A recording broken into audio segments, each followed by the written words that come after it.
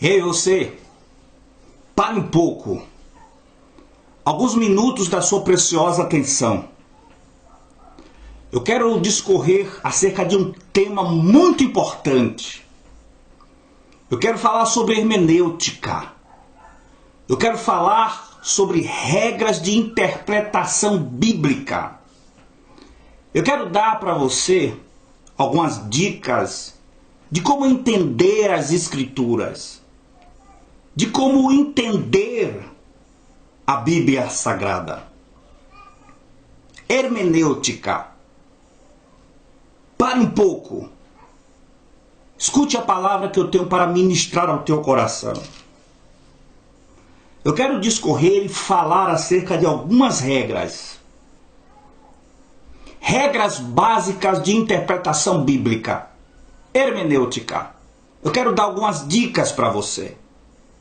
Nós sabemos e entendemos que a Bíblia, ela revela a própria Bíblia. A Bíblia interpreta a Bíblia. Uma das primeiras regras de hermenêutica é entendermos que o Espírito Santo, ele trabalha na nossa mente, nos dando sabedoria para entender aquilo que Deus está falando através da sua palavra. Bíblia interpreta Bíblia. Essa é a primeira regra da hermenêutica. Eu estou com a minha Bíblia Sagrada aberta aqui.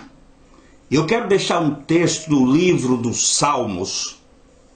O Salmo de número 119, o verso 105, que diz assim: Lâmpada para os meus pés é a tua palavra e luz para o meu caminho.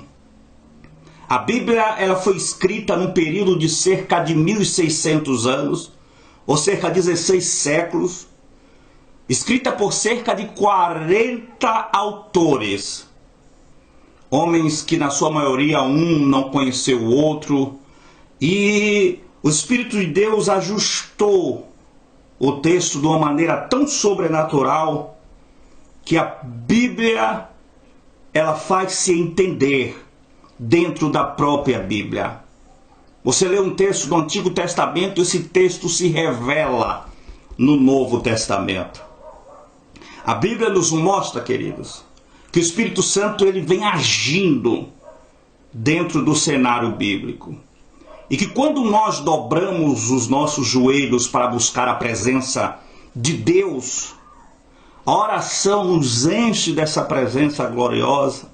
E o Espírito de Deus abre a nossa mente para entender as Escrituras.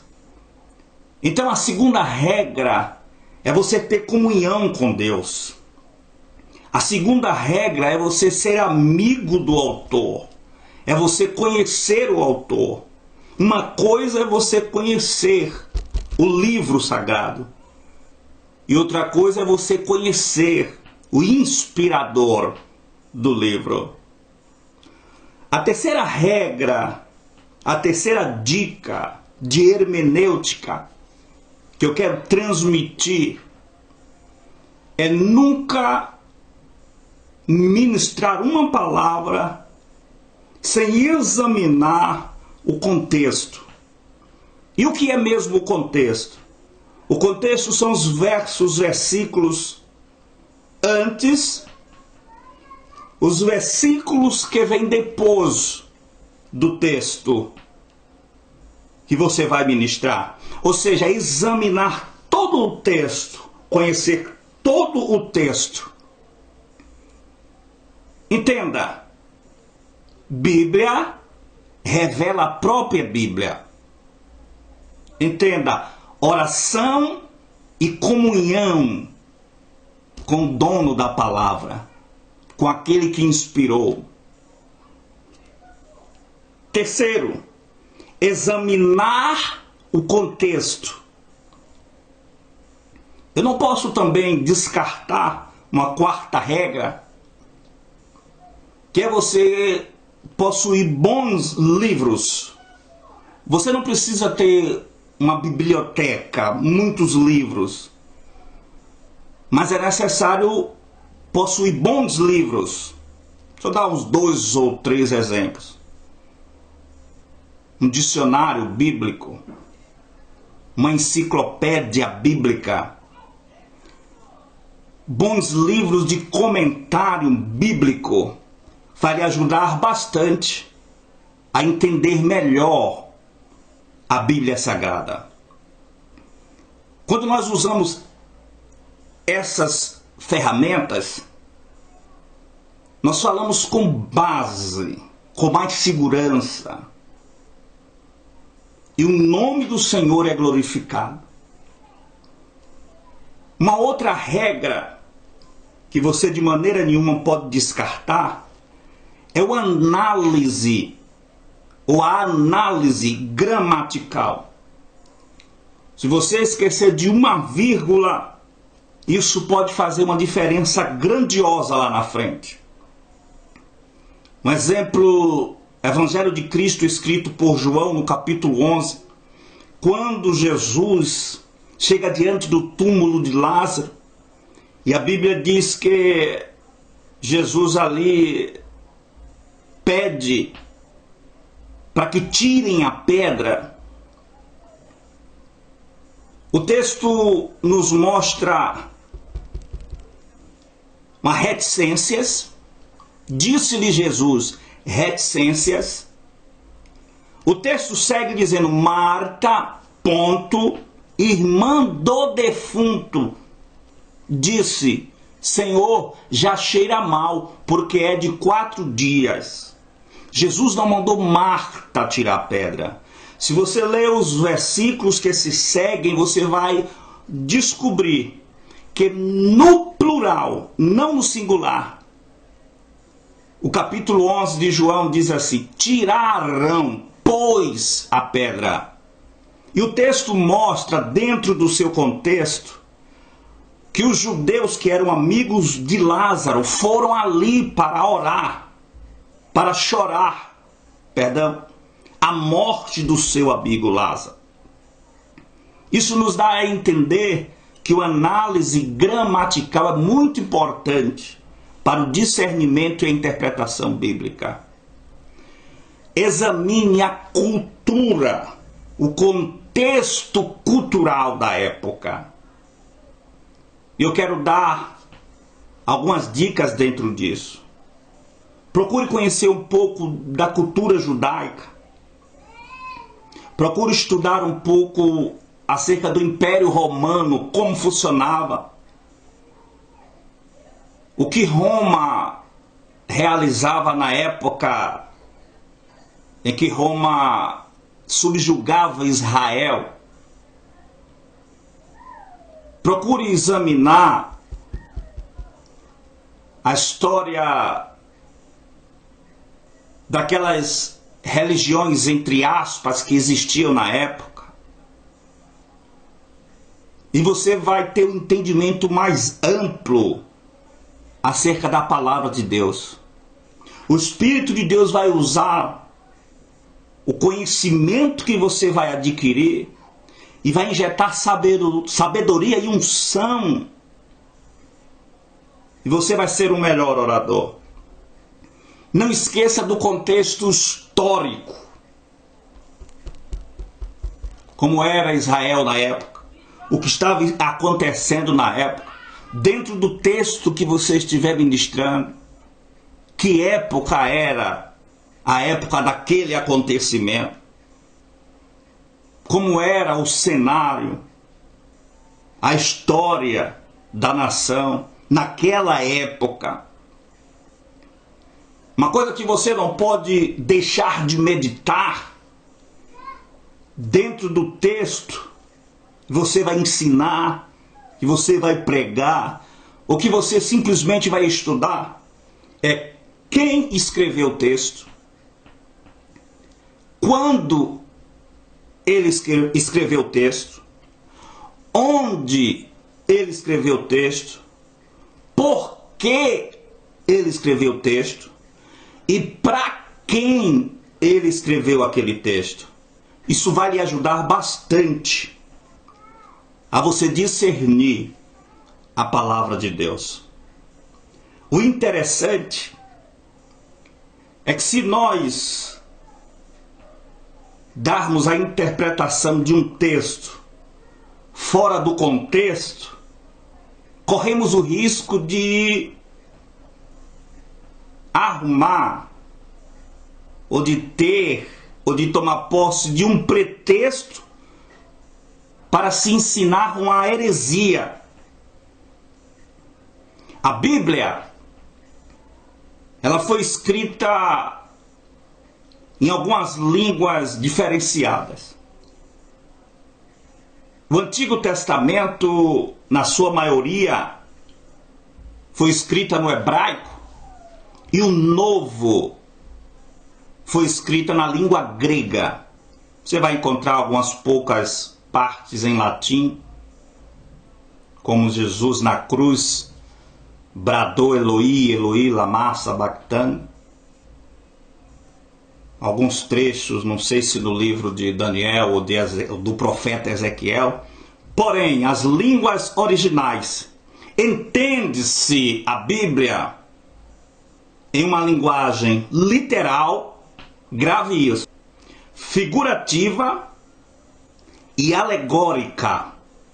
Ou seja, se você não tiver noção ou conhecimento dessas três linguagens, você pode pregar um texto literal como se fosse um texto figurativo ou alegórico, ou vice-versa. O texto é alegórico, é uma metáfora, e você está ministrando como se fosse um acontecimento literal, como algo que realmente aconteceu. Você vai encontrar parábolas, você vai encontrar vários tipos de metáforas no livro de Ezequiel, do profeta Daniel, na revelação do Apocalipse. E eu vou repetir para você gravar. Literal, figurativo e alegórico. São as linguagens que chamamos de linguagens simbólicas. As alegorias, as figuras de linguagem, os tipos e os antitipos. Cuidado, muito cuidado com versículos isolados. Um versículo isolado, ele pode produzir uma grande heresia. Muito cuidado com versículo isolado. Faça um curso teológico. Procure a sua igreja. Procure o seu pastor. Se oriente. Leia a palavra de Deus, a Bíblia Sagrada. Busque a presença do Espírito de Deus na sua vida. Procure unir o útil ao agradável. O conhecimento da palavra com a unção do Espírito de Deus na sua vida. Quando nós unirmos o conhecimento que nós buscamos e a sabedoria que só Deus pode dar, e a unção do Espírito, a presença de Deus nas nossas vidas, estaremos pregando um verdadeiro evangelho. Estaremos pregando a palavra de Deus com sinceridade, não buscando a nossa própria glória, não buscando nos autopromover, não buscando os holofotes, as câmeras, as nossas fotos no cartaz, não buscando aparecer mais do que o próprio Deus nas nossas vidas, mas sim com muita humildade no coração e ministrando uma palavra com a motivação de ver, de contemplar transformação de vidas, pregando o evangelho genuíno de Cristo, falando da cruz, falando de salvação, falando do arrebatamento da igreja, falando da volta de Jesus Cristo, pregando as Escrituras. E eu quero deixar para encerrar esta minha parcela de colaboração para você. São noções básicas, são regras iniciais e básicas. Para você que deseja ser um grande orador, para você que deseja ser um ministro da palavra de Deus, para você que tem essa chamada, esse fogo que arde dentro do seu coração, para falar de Deus, para falar do amor do Senhor para as pessoas.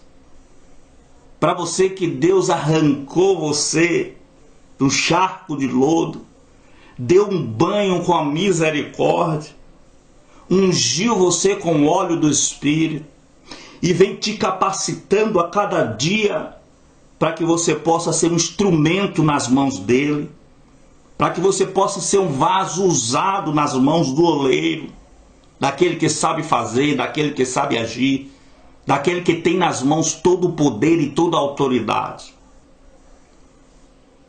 Uma última orientação: nunca esqueça de calçar os sapatos da humildade, algo que só Deus conhece dentro de você.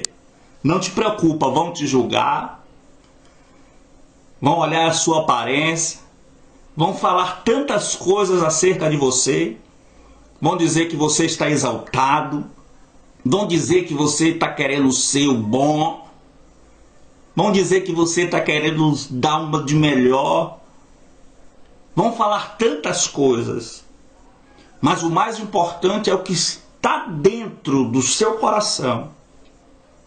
Não esqueça de calçar as sandálias da humildade e manter a sua comunhão com Deus, buscando sempre a presença desse Deus maravilhoso. Eu quero encerrar aqui, esperando que essas dicas, essas orientações que foram passadas, essas regras que foram ora ensinadas aqui, possa servir para o seu elevo espiritual e que você possa colocá-las em prática e que o nome do Senhor seja glorificado na sua vida.